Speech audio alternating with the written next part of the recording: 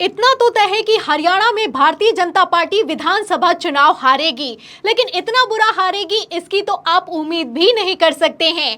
आपको बता दें कि नेता प्रतिपक्ष राहुल गांधी ने हरियाणा विधानसभा चुनाव प्रचार की अपनी आखिरी रैली में मंच से कमाल कर दिया है। राहुल गांधी ने ऐसा दांव चला है कि भारतीय जनता पार्टी चारों खाने चित्त हो गई है। जिस नेता को प्रधानमंत्री नरेंद्र मोदी ने खुद अपनी पार्टी का सबसे बड़ा दलित चेहरा बताया और तो और स्टार प्रचारक घोषित कर दिया, वो दलित नेता, वो स्टार प्रचारक राहुल गांधी की मौजूदगी में कांग्रेस में शामिल हो गया है। और तो और गजब तो तब हो गया है जब बीजेपी का स्टार प्रचारक 1 घंटा पहले बीजेपी के लिए रैली कर रहा था, बीजेपी के प्रत्याशी के लिए वोट मांग रहा था, लेकिन 1 घंटे बाद कांग्रेस की रैली में पहुंच गया, मंच पर पहुंच गया। उसके बाद तो राहुल गांधी भी चौंक गए हैं। तो क्या हुआ है, तस्वीरें आप अपनी फुल स्क्रीन पर देखिए। आप तस्वीरों में देख सकते हैं, ये है अशोक तंवर, भारतीय जनता पार्टी का सबसे बड़ा हरियाणा में दलित चेहरा, भारतीय जनता पार्टी के स्टार प्रचारक हैं। आप देख सकते हैं प्रधानमंत्री नरेंद्र मोदी की रैली में भी मौजूद हैं और लगातार इन्होंने हरियाणा के विधानसभा चुनाव प्रचार में बीजेपी के लिए प्रचार किया है। लेकिन आज जब हरियाणा में शाम 6 बजे प्रचार थम गया है तो उसके बाद आप देख सकते हैं खेला इतना बड़ा हुआ है कि यही प्रचारक कांग्रेस में शामिल हो गया है। खबर मौजूद है, खबर आप देखिए TV9 भारतवर्ष की। इसमें लिखा भी हुआ है कि हरियाणा 1 घंटे पहले बीजेपी की सरकार बना रहे थे अशोक तंवर, फिर हो गए कांग्रेस में शामिल। तो कितना बड़ा खेला हुआ है मोदी शाह के साथ। राहुल गांधी ने कैसे चारों खाने चित्त कर दिया है आप देख सकते हैं। राहुल गांधी चाहते हैं तो इन्हें पहले भी कांग्रेस में शामिल करवाया जा सकता था, लेकिन ठीक उसी दिन क्यों शामिल करवाया गया, ठीक चुनाव प्रचार खत्म होने के पहले क्यों शामिल करवाया गया, आप समझ सकते हैं। देखिए खबर में लिखा भी हुआ है आगे, जो अपने आप में बेहद चौंकाने वाला है। देखिए खबर में लिखा है कि पूर्व सांसद अशोक तंवर 5 साल बाद वापस कांग्रेस में आ गए हैं। महेंद्रगढ़ की रैली में तंवर ने राहुल गांधी के सामने कांग्रेस का दामन थाम लिया। मंच पर उनके धुर विरोधी भूपेंद्र सिंह हुड्डा भी थे। दिलचस्प बात यह है कि कांग्रेस में शामिल होने से 1 घंटे पहले तक अशोक तंवर बीजेपी प्रत्याशियों के लिए रैली कर रहे थे। तो बीजेपी के लिए रैली कर रहे थे और एकदम से राहुल गांधी के मंच पर पहुंच गए और जब राहुल के सामने आए तो राहुल गांधी भी चौंक गए। हमारे बीच में पूर्व सांसद अशोक तंवर जी आज अपने घर में वापस आ गए हैं। आज उनकी घर वापसी हो रही है।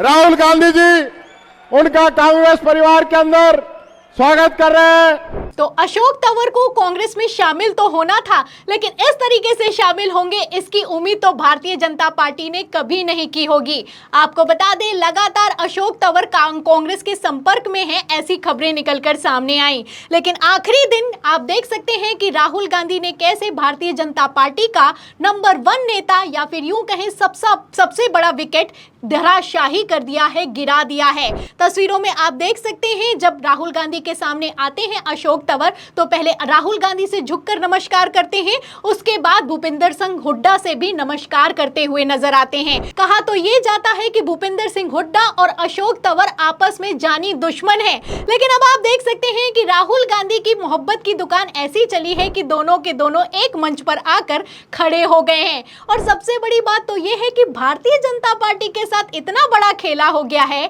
कि बीजेपी कभी सोच भी नहीं सकती है। फिलहाल ये तस्वीरें सोशल मीडिया पर वायरल है, राजनीतिक विश्लेषकों ने भी शेयर की है और उसी के साथ पत्रकारों ने भी शेयर की है। देखिए रणविजय सिंह है, तस्वीर को शेयर करते हुए लिखते हैं कि हरियाणा में बीजेपी के स्टार प्रचारक अशोक तंवर ने कांग्रेस ज्वाइन कर ली। अशोक दलित समाज से आते हैं, बीजेपी हरियाणा में उन्हें अपना सबसे बड़ा दलित चेहरा मानती थी। आगे देखिए कांग्रेस ने भी जबरदस्त मजे लिए हैं। कांग्रेस ने भी इन तस्वीरों को शेयर करते हुए लिखा है कि कांग्रेस ने लगातार शोषितों वंचितों के हक की आवाज उठाई है और संविधान की रक्षा के लिए पूरी ईमानदारी से लड़ाई लड़ी है। हमारे इस संघर्ष और समर्पण से प्रभावित होकर आज बीजेपी के वरिष्ठ नेता, पूर्व सांसद, हरियाणा में बीजेपी कैंपेन कमेटी के सदस्य और स्टार प्रचारक श्री अशोक तंवर कांग्रेस में शामिल हो गए हैं। दलितों के हक की लड़ाई को आपके आने से और मजबूती मिलेगी। कांग्रेस कांग्रेस परिवार में आपका पुनः स्वागत है। भविष्य के लिए शुभकामनाएं। तो आप देख सकते हैं कांग्रेस खेल गई है, आखिरी बॉल तक राहुल गांधी ने हार नहीं मानी है। राहुल गांधी हरियाणा में डटे रहे हैं। अब तो तस्वीरें भी सोशल मीडिया पर वायरल हो रही हैं और लिखा हुआ है कि अशोक तंवर ने 44 मिनट वाला खेल कर दिया है। तो राजनीति टाइमिंग का ही खेल होता है। एक तरफ राहुल गांधी खेल गए हैं, दूसरी तरफ सोनिया गांधी भी खेल गई हैं।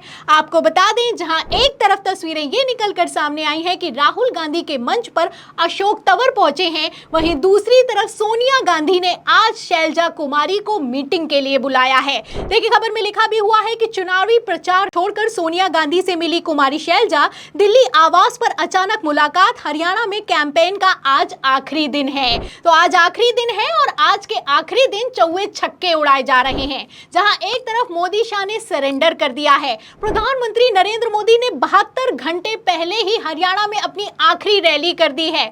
गृह मंत्री अमित शाह महाराष्ट्र पहुंचे हुए हैं और आज तो अहमदाबाद में कैसे मुफ्त में जांच करवाई जाए उस शिविर का उद्घाटन कर रहे हैं। वहीं दूसरी तरफ सोनिया गांधी और राहुल गांधी खेल गए हैं। आप देख सकते हैं कि कैसे हरियाणा में बीजेपी का सुपड़ा साफ होता हुआ नजर आ रहा है। राहुल गांधी ये अच्छे समझते हैं कि इस बार अगर रिस्क ले लिया या फिर इस बार किसी तरह का भारतीय जनता पार्टी को मौका दे दिया तो खेला हो सकता है। राहुल गांधी डटे हुए हैं। राहुल गांधी ने पहले तो हरियाणा में धुआंधार चुनाव प्रचार किया, उसके बाद विजय संकल्प यात्रा निकाली है और आखिरी दिन भी आप देख सकते हैं कि राहुल गांधी ने हार नहीं मानी है। इसी के चलते कांग्रेस की लोकप्रियता हरियाणा में अपने चरम पर है।